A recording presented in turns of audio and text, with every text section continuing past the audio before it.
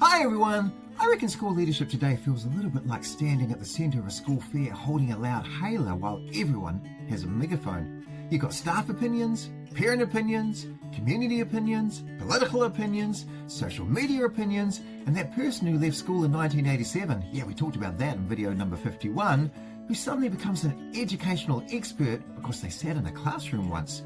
And somewhere, and amongst all that noise, little old you is trying to work out whether the school fence has been fixed yet. I remember once standing at the school gate after a particularly spicy week, and one parent reckoned we were being far too strict, and another one thought we weren't being strict enough. Someone thought we were focused too much on well-being.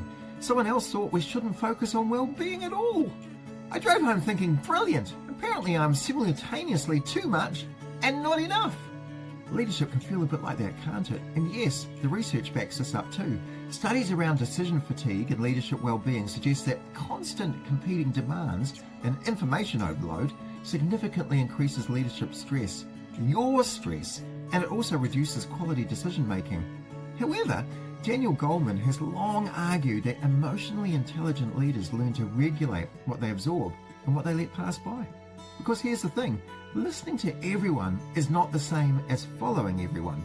I used to think being a good leader meant, making every person happy. Gold medal standard people pleasing I was, professional level, Olympic finals I made it, I'll tell you. But eventually I discovered something important. Leadership isn't a suggestion box. It's more like being a DJ. You take requests, you listen carefully, you acknowledge people, but eventually you decide what gets played next. Imagine a DJ at a wedding trying to play every request at once. Bit of country, some death metal, a Disney soundtrack. Ugh. 30 seconds of drum and bass. Grandma requesting Cliff Richard. Ugh. Absolute carnage. Schools can become a bit like that too, can't they? You see, the trick isn't turning the music off. The trick is selective listening.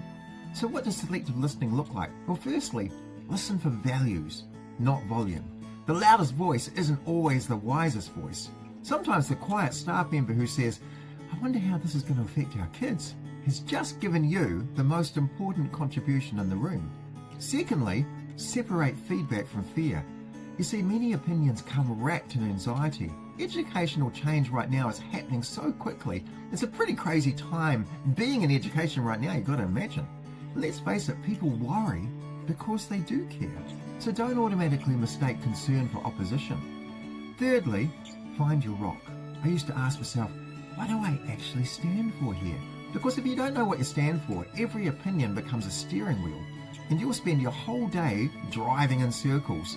And lastly, turn the volume down occasionally, not permanently, just enough.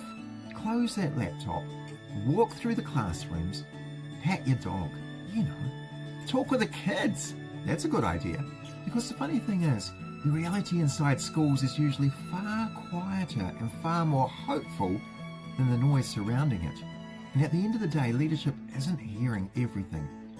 It's hearing what matters and knowing the difference.